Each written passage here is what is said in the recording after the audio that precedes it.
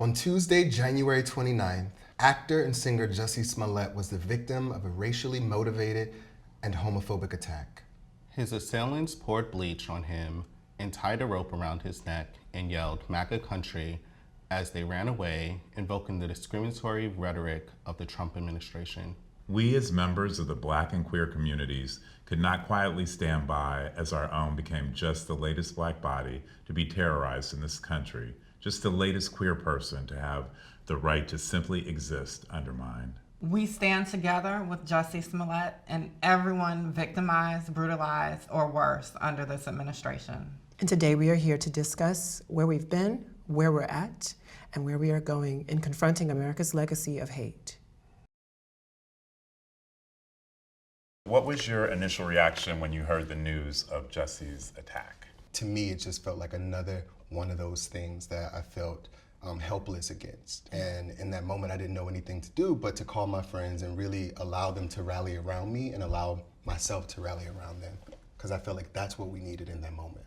Mm-hmm. Yeah, my stomach just kind of dropped. I actually was in the middle of writing a piece about a trans woman who was murdered a few weeks ago in Alabama named Dana Martin. And so I was working in one window on that, and then I saw, the Twitter timeline and saw Jussie's name, and I was like, there's this attack against really the community is ongoing. I think it's shocking when you hear reports of a noose and bleach being used in 2019. Yeah. Right? And it just, you think about the history of lynching and racial terrorism in this country, and it's been... It hits a chord. Yeah, it's like a major chord. It takes you back.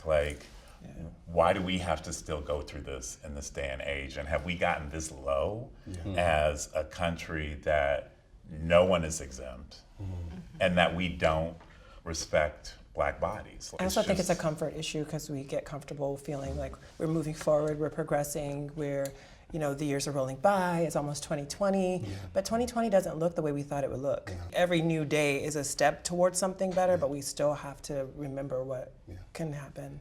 I have a grandmother that is 93 years old. So, hey, Grandma. Hey, Grandma. Yes, Grandma. So, I called her and spoke with her about the Jussie Smollett event. And to her, she says, "Baby, I've seen this before. I've been through this before. I've drank out of the black only, the colored only water fountains, And so to her, this isn't anything new. And I think that that's what breaks my heart the most, is because not only did she have to experience this as, as a young person growing up in the South, but her grandbaby, her great-grand, is experiencing the exact same thing that she went through. And so it makes me sad, because essentially, where do we go? Where do Black bodies, where's our escape? Well, and I think with the news detail, right, it's so important that Jussie has been able to even share details about what happened, right, so that we can be clear that this was a racial attack. Got it. And that this is all really an element of a moment where we have a presidential administration who is inciting this violence against marginalized people. And so this is completely tied to Charlottesville. I agree. It's completely tied to what happened in Charleston, right, at the church. And so we can't run away from it. These racial tensions are still here, and we have to confront it head on. And the fact that it is a noose, it had to be premeditated, right? Most people aren't walking around with a noose and bleach and just thinking that I'm going to, plan this out and attack someone.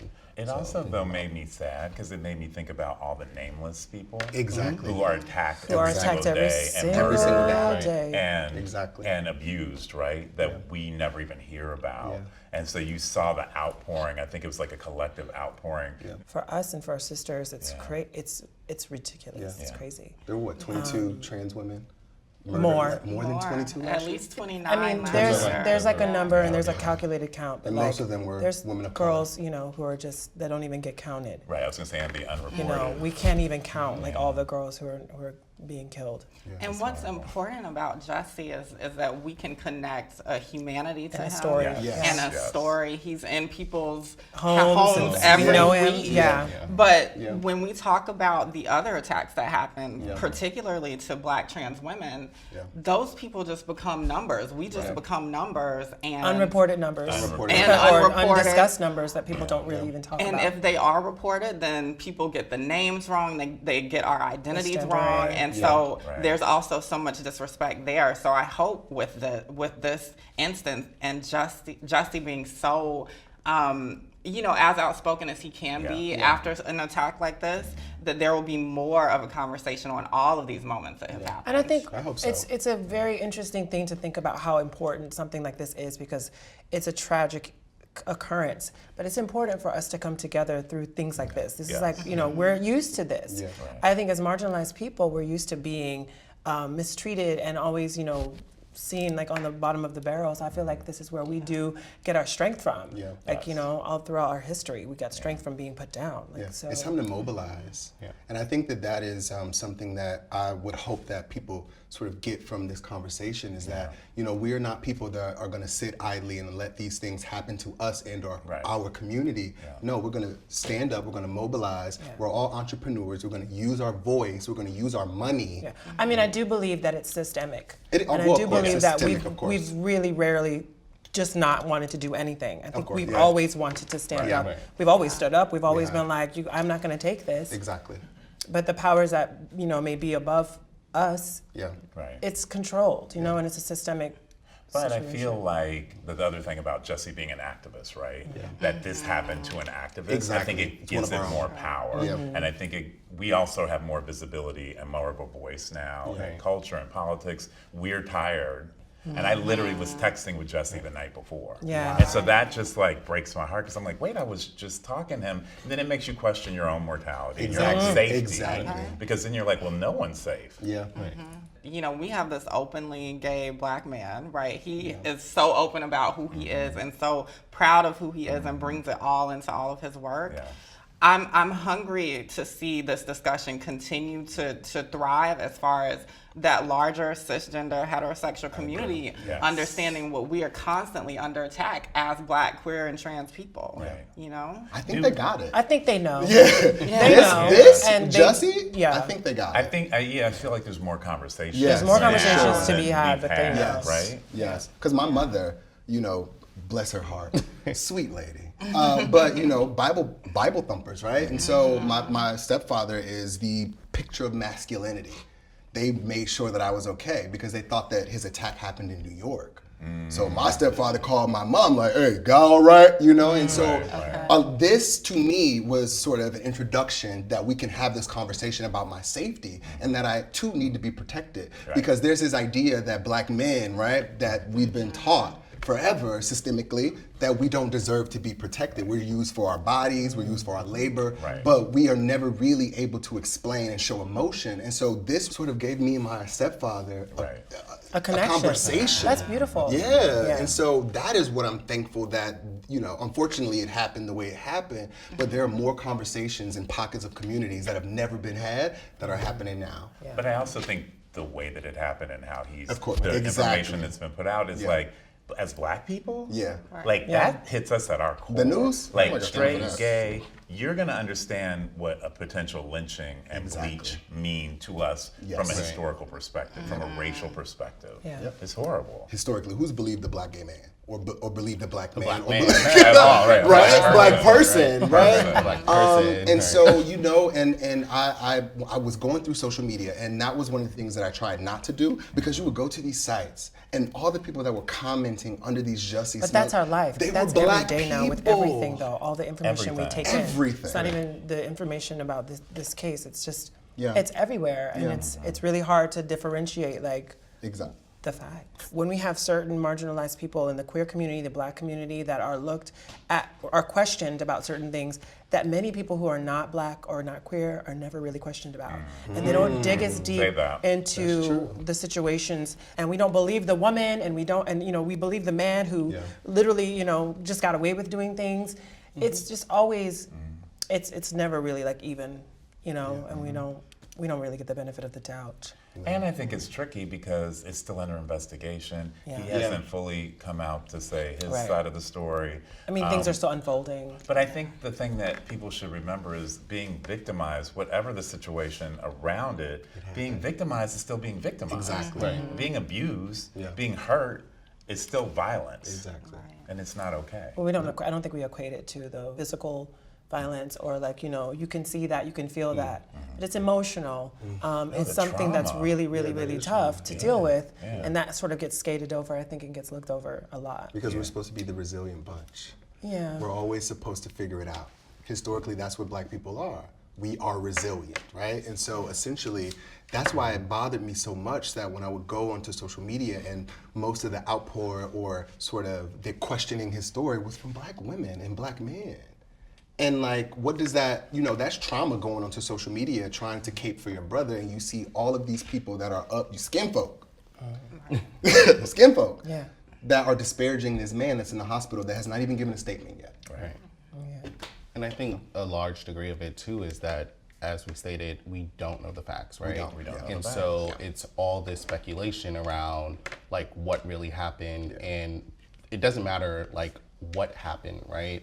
All that matters is that it did happen and that like he was attacked. Yeah. And the fact that people can't build solidarity around that is an issue. And at the end of the day, it's like we continue to make the victim even more of a victim and think about all the other people that don't come out because of this certain reason of like why you would remain like voiceless, because sometimes it's easier to just deal with the stuff And remain without silent. silence as opposed to being public about like what actually happened. Yeah, he didn't have a choice. I Right. mean, he really did not have a choice in how his trauma was discussed publicly. No. And then so it became everybody's issue, Narrative, right? And so now everyone is talking about it, which is a good thing, but at what expense? Because now this will follow him forever.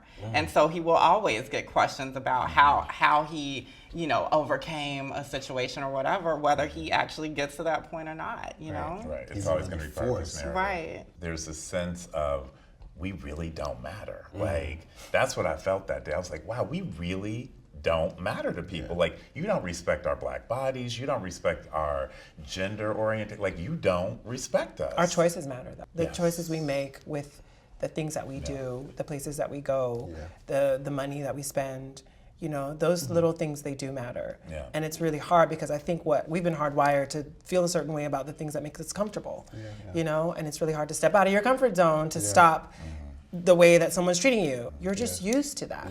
And you can't step away from it, even though you know it subconsciously. And I feel like it makes it harder when that relationship is with America. How do you get past Such a love-hate. that like relationship with where you're from, right? And to be an African American in America is like this constant state of tug and war, right? I think for me, when it comes to channeling rage, I particularly like try to rechannel it into building, right? And so thinking about like, as opposed to letting it consume me, how can I like pour this into something else, which is usually like within my community. We don't even have spaces where we can even exist and be, right? And I think that part matters, because if you don't have a space where you can fully feel accepted, a space where you can fully feel affirmed, how can you build community and continue solidarity if there isn't a venue or there isn't a space for you to convene, right? And you have to then get migrated into these other LGBT spaces, these predominantly white spaces, these spaces that aren't necessarily built for you. For you at all. Right. Handling my rage has always been, or at least manifested in creating these kind of spaces, right? In the organizing. And so I'm a firm believer in all of that work that is happening in every corner of this country and this world, right? People are making these spaces exactly like you said. And I think what's particularly needed for our people are spaces to heal together, right? So spaces like this is healing for me. This is healing. To be able to get these things off of my chest, to listen to how everyone else is like processing and figure out where we are as collective people of multiple groups, right? And so that's so key. I completely agree. I'll be honest, I have had the most difficult time trying to channel this rage. and I feel everything. I feel for Rashawn Brazil that was murdered and cut up and found at different train stations in Brooklyn, right? And Jamel Moore. And I feel for all these other people, and it weighs on me. And so having that camaraderie, having, you know, that person next to me that I know loves me, not for what I do, but for who I am. And so, you know, I don't know how I am going to sort of make that rage work for me, because right now, this is one of those times that I don't have an answer for it. And I think that I'm okay with that. I've heard that I'm tired. question about allies Exactly. and how they can help, and I feel like it just keeps coming up. Come on, Emil. I'm too busy struggling, trying to exist in this space and move my community forward to be telling you how you should love and support me. That's the word. That's true. I mean, because it's like being black and queer, or being black and trans, or any of these things. It's like you have to be the teacher, so you gotta draft this whole curriculum to get your people on board. Then you gotta be the counselor, and you gotta have a treatment plan for all these people. I'm gonna start selling curriculums online. Exactly. Well, that's your bag right there. Right. It is draining. It you is know, draining. and I think it's so clear. You need to just treat people with respect and actually listen to them when they tell you their stories, or tell you their experiences, or tell you what hurts them. The other thing is using your privilege, no matter what your identity is. So are you donating? And when you donate, you better be donating to Black, queer, and trans-led organizations and groups. Don't just donate to a gay group and say, oh, well, I did my part. No, are you actually supporting the most marginalized? Because oftentimes those groups that you think are not. So, you know, you got to be very clear about where your resources are going. I agree. Where they're going. And I would always, I think for me, it's the frustration though too, is how even these national LGBT organizations that we know are largely white, largely problematic, they're not inclusive of the Black LGBTQ plus community, right? And just like them using this moment to build their constituent base, right? So it's like, sign up for this letter that we're gonna send Jussie. And I know in literally about a month, you're going to contact me again to donate to these funds that will never go back into our community. And I think it's about like holding those organizations accountable too, because at this point, like, I'm quite like over that, right? I'm over these people like reaching out, like making statements on the behalf of the LGBT community when there's people literally sitting here that could have made those statements, right? That actually know him, that actually like have supported him in the different struggles that he's like been through, because we're able to relate to it. And so don't use this again. If you really are an ally, and if you really want to help the movement, then don't use this as your moment to highlight your organization and the work that you're not doing with our communities. But I do think it's a moment for all of our intersections to come together as Black people. And like, you know, I'm always so impressed by the trans community, because you stand up, you're clear, y'all, you stake your claim. We have no choice. No, I know, but that's inspiring, and we need to follow that, because I think we've been, particularly the men, we've been so in the corner, marginalized, like not speaking up, in the closet, scared to come out. That doesn't work anymore. And so that's why these moments to me are really important. I do feel like those moments are coming up a lot. Like, things not working anymore. I feel like we're in a time where we're starting to really, really investigate how things are not working, how you can't do that, and how this affects like the cause and the effect. I just want to thank you guys. When I found out I was doing this, you know, I text you too, and it made it so. I was nervous. Why didn't you text me? Right. Well, now I will. I'll DM you. Me either. No, text me. Still ain't even got my I got you. I'll get you. But I just want to. shame. I do want to say, these are the types of things that I need, and I think that we all need in terms of mobilizing. And sometimes it's not always about the community that we have to save, but just about ourselves. And being in this space, in this moment, in this time right now, I needed this. So I just want to thank y'all for being here. And I'm just feeling thankful. Same. You know, I'm feeling thankful to be able to talk about these issues, to be with people who have, you know, rooted opinions and platforms, and it's a beautiful thing. And I think I just always say greatness and togetherness. I love it. Yeah.